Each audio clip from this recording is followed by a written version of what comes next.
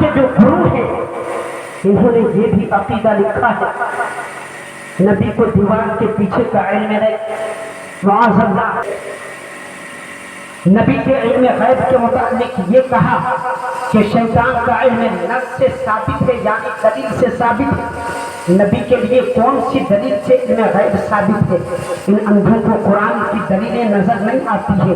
احادیث میں علم غیب کے متعلق اتنی حدیثیں ہیں کہ حد تمام کو پہنچ گئی ہیں، وہ حدیثیں بخاری پڑھتے ہیں نظر نہیں آتی۔ ان نادانوں نے یہ بھی کتابوں میں لکھ مارا ہے کہ نماز میں نبی کا خیال آ جائے تو یہ خیال گدھا اور بیل کے خیال آ جانے سے بھی بچتا ہے۔ دو حدیثیں پیش کرتا ہوں علم غیب کے بارے میں ہے اور نبی کے بارے میں صحابہ کیسا عقیدہ رکھتے تھے، کس طرح صحابہ پیش آتے تھے، کیا نظریہ رکھتے تھے، اس پر دونوں حدیثیں قرآن کے بعد جو سب سے معتبر کتاب بخاری شریف اس سے میں پیش کر رہا ہوں۔ غیروں کا یہ عقیدہ ہے کہ نبی کو علم غیب نہیں، لیکن اہل سنت و جماعت کا یہ نظریہ ہے، اور صرف دعویٰ نہیں بلکہ قرآن کی متعدد آیات اور احادیث کے ذریعے یہ عقیدہ ثابت ہے کہ اللہ تبارک و تعالیٰ نے میرے آقا صلی اللہ تعالیٰ علیہ وسلم کو یعنی جو کچھ ہوا ابتدائی آفرین سے لے کے اس وقت سے لے کر ساری چیزوں کی خبر دے دی ہے میرے آقا کو۔ جنتی جنت میں داخل ہوں گے، جہنمی جہنم میں داخل ہوں گے، اس وقت تک ابتدائی آفرین سے لے کے اس وقت تک جو کچھ ہوا جو کچھ ہوگا ساری چیزوں کی خبر اللہ تعالیٰ نے میرے آقا کو دی۔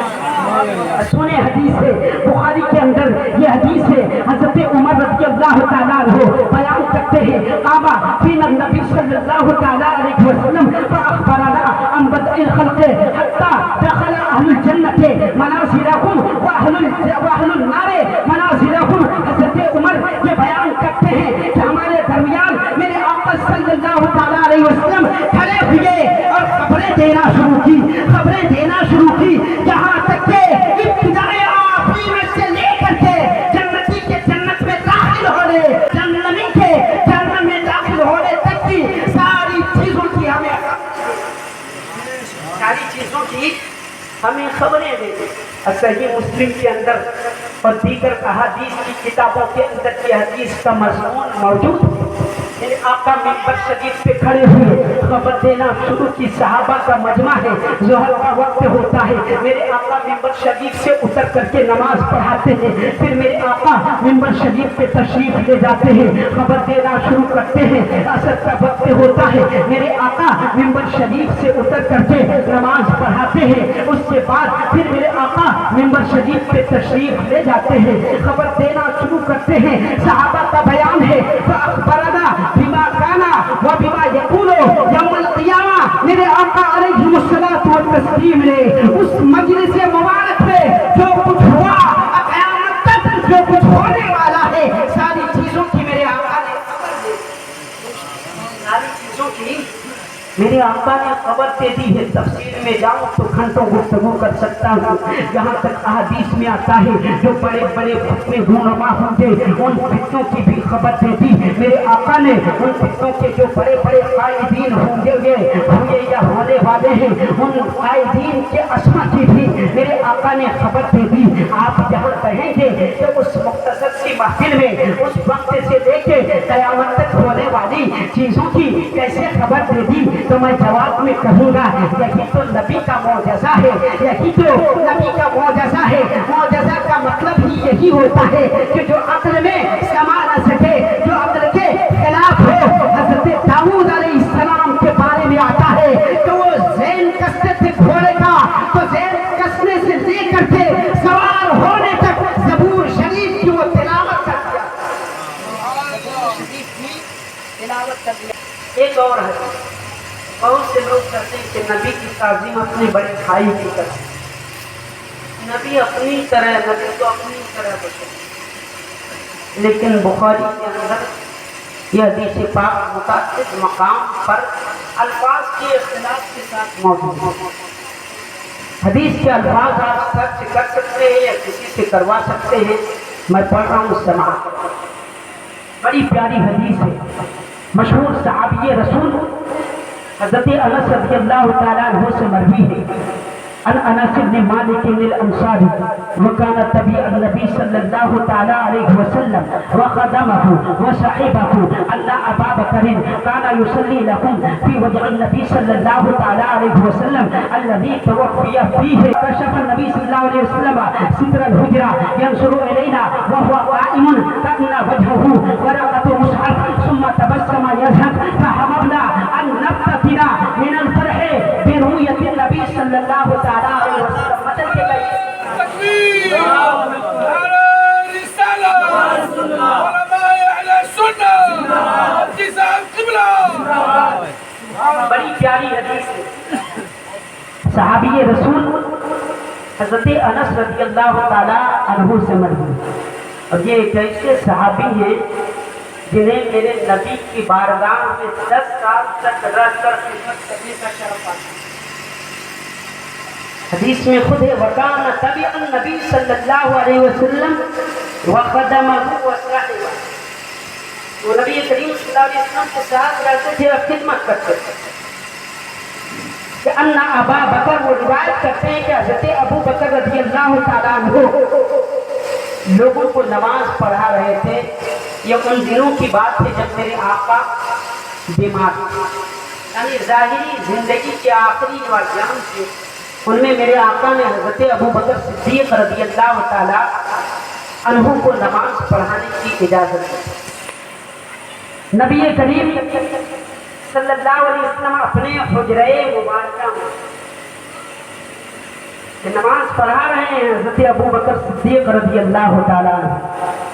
لوگ صفوں میں ہیں، صفوں میں ہیں تو ایسا نہیں کہ نماز کی حالت میں نہیں، کہ نماز کی حالت میں ہے.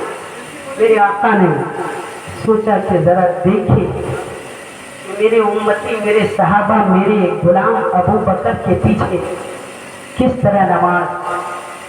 فکشف النبی صلی اللہ تعالیٰ علیہ وسلم ستر الحجرہ. اس ارادے سے میرے آقا نے اپنے حجرے مبارکہ کے پردے کو ہٹایا. اللہ اکبر. میرے آقا سے صحابہ کرام کس طرح محبت کیا کرتے تھے، کس طرح لگاؤ تھا، ذرا اس سے اندازہ لگا سکتے ہیں. جو ہی میرے آقا نے حجرے مبارکہ کے پردے کو ہٹایا، صحابہ کو محسوس ہو گیا آقا تشریف لا رہے ہیں. لگ رہا ہے آقا تشریف لا رہے ہیں، لیکن میرے آقا صلی اللہ تعالیٰ علیہ وسلم وہیں سے دیکھ رہے تھے. ینظر الینا وہو قائم، وہیں سے کھڑے ہو کر میرے آقا دیکھ رہے تھے. صحابہ کرام حالت نماز میں ہیں، لیکن اللہ اکبر، نبی کے چہرے کی دیدار کرتے کتنے بیتاب تھے کہ حالت نماز میں چہرہ مبارکہ جو قبلہ کی طرف تھا صحابہ کا، اپنے چہروں کو قبلہ سے پھیر کر کے، قبلہ سے ہٹا کر کے چہرہ مصطفیٰ کو دیکھ رہے ہیں. صحابہ کا عقیدہ دیکھ لیں کہ وہ آپ کیا بنا کہتے ہیں نبی ہماری طرح ہے، نبی کی اپنی طرح تعظیم کرو، نبی کو اپنی طرح کہو، نبی کو بڑے بھائی کی طرح کہو. لیکن صحابہ کا عقیدہ دیکھے، جیسے ہی چہرے مصطفیٰ کو دیکھا، جیسے ہی چہرے فتوحات کو دیکھا، وہ بیان کرتے ہیں کاننا بچا ہوں ورقۃ مصحف. ہمیں ایسا محسوس ہوا جیسے قرآن کے اوراق کاننا وجہہ ورقۃ مصحف. کاننا وجہہ، ایسا محسوس ہو رہا تھا کہ پیارے آقا کا چہرہ ایسے ہی ہے جیسے قرآن. آگے اور دیکھیں ثم تبسم یظہر، تبسم یظہر.